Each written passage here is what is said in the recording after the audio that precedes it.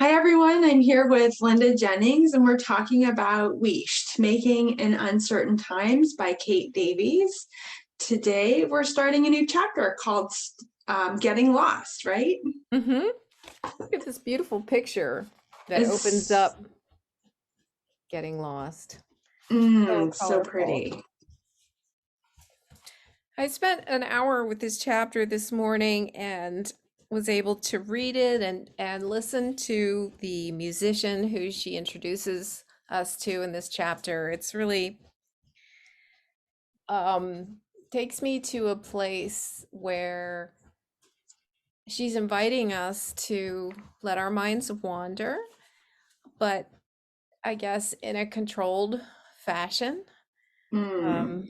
She starts out by saying, do you berate yourself for your tendency to be distracted? Do you find your mind floating away in meetings?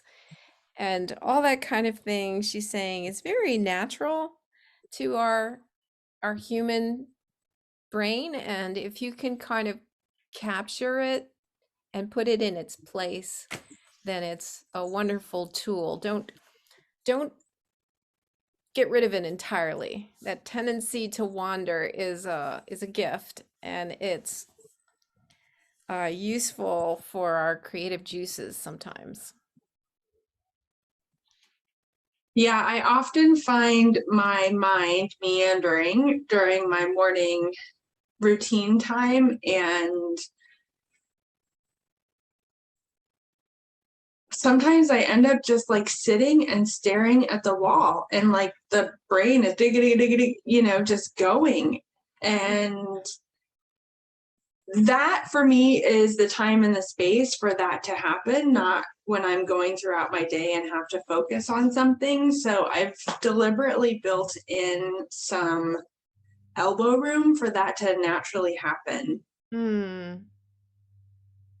Yeah, if you have time in the morning to not rush through and allow your brain to just pause and go somewhere different for a while, that's a nice thing. As often as possible. I Yeah. like that. It's interesting too because when my routine is disrupted, because that's life, and if I'm away from the things that I do for any length of time, more than 2 or 3 days, I get really grumpy about the whole thing. And I notice like it's a good litmus test. Like, is this practice helping me, or can I let it go? Or has it helped me to the point where it needs to go away? And then I get to test that idea. Oh. Because when I'm not doing it, I notice these like angsty feelings bubbling up. And for me, the only thing that's changed is the missing morning routine. So that's how I know that it's important for me to maintain that Oh, time. wow. So it's almost become a discipline for you as an important part of your routine to allow some space for your brain to wander. Yeah. Awesome. Yeah, that's great. The artist that she talks about in this chapter is Alice Coltrane, the wife of John Coltrane, who is Mhm. apparently a important in the history of jazz for introducing a modal framework for chords and melodies. And I looked that up to try to understand what modal is, and I can't say I understand it yet. It's supposed to be like a good type of music for beginners Mm. because it's more simplistic than bebop jazz. Um, but what I loved was her description of Alice's way of playing. So her husband died kind of young, and so he had ordered her a harp, and it Mm. hadn't even come yet. So I guess as part of her grief therapy, she began learning to play the harp. Wow. And she was quite good at composing music. And so her music has rich layers of harmonic colors, it says. It is a music with a lot of space in it for the listener, as well as for the musicians who greatly enjoyed participating in it and exploring its potential with her.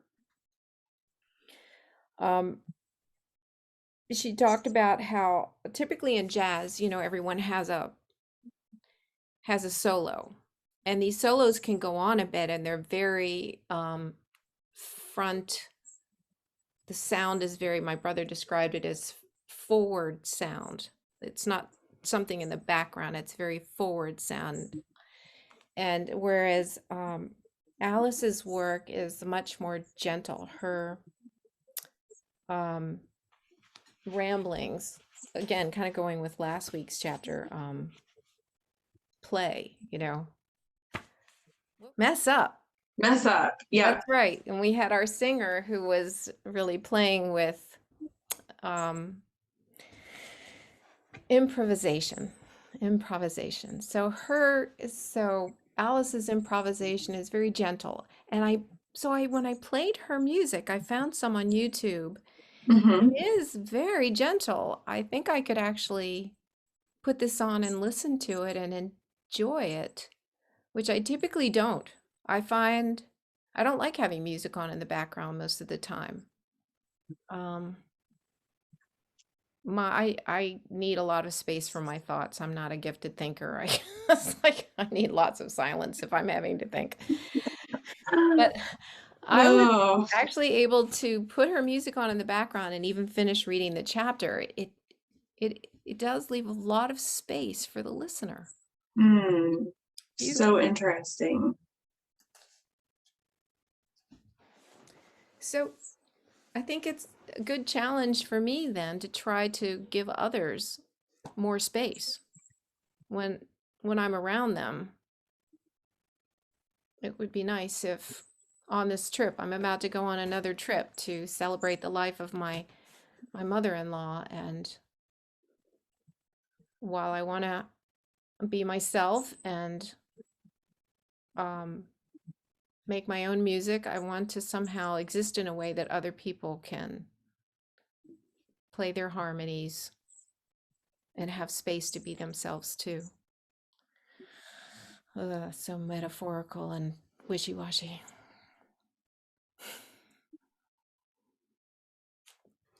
Yeah, like the grief and lament of loss. It's uncertain, right? That's what this entire book is talking about, and how we can use our craft, whatever that is, to navigate these liminal spaces that are just part of the human condition. And for me, I use my making as a way to enrich and benchmark and like explore my creativity, but it really does help me process. Like, I feel like because I'm using my craft, my making, my art in a very specific way, it helps me show up in the rest of my life when I'm not at my needles in a Mm. more present, explorative. Like, I don't have to be the leader, I can be the support, or like the what you're talking about, the front forward music versus the background. Like, I can just be aware of that dynamic. Hmm. So your knitting is like your forward is yourself. You're putting yourself first, and you like the specific goal of knitting those few rows for the day, and then you feel like you have made your statement on this day, and so then when you're around other people, there isn't a need to put yourself forward because you've already loved yourself and received what you needed for the day. So you can be a support to whatever the situation is or whatever the need has to happen, whether it's making dinner or getting bills paid or being a hostess to family. I think for me that, yeah, the knitting creates a possibility. I like that. The knitting And creates a possibility. who, nobody talks about that, right? Like, that's not something that we're discussing in popular culture, especially in popular culture around knitting and crochet. Like, It's all about, look at me, look at what I've done. But you're suggesting that our knitting allows us to be quiet and listen. mhm, The look at me, look at what I've done doesn't necessarily need to be shown. It's kind of interior. totally interior. For the record, the things that I do in the morning are not public facing projects. Like, nobody sees those. So I don't talk about it. I don't show it. That's a very deliberate decision on my part. And it's an act of devotion. And it creates a possibility for good things to happen afterwards in your mix with other people. You know, I'm a try and test and get the results kind of person. And I have tried it. I have tested it. I have seen positive results. So I'm going to keep seeing what happens. And it might not always work, but it's working for now. Well, that sounds beautiful. You allow space in the morning for this concept of what Kate Davies is talking about, exploring, wandering, uh, and then you're set for the rest of the day and what, however it might unfold. Yeah. Yeah, I have a similar approach, um, but I do talk about it a little more. And so it's interesting, um, how we both really like that interior life, that Mhm. spiritual piece of our lives. And but I honestly don't want to talk about it too much. I really like your concept of how it creates possibilities, and I think that's a good place to end today. It's Okay. really a beautiful, beautiful thought. Let's Mm. let this create possibilities. As you're reading this chapter, what are your thoughts about getting lost? And Getting lost. is that something that you struggle with, keeping your mind focused to getting things done, or are you good Mm. about allowing yourself time to wander and create? So continue to So good. enjoy those creative possibilities, and we'll see you next time. Bye bye.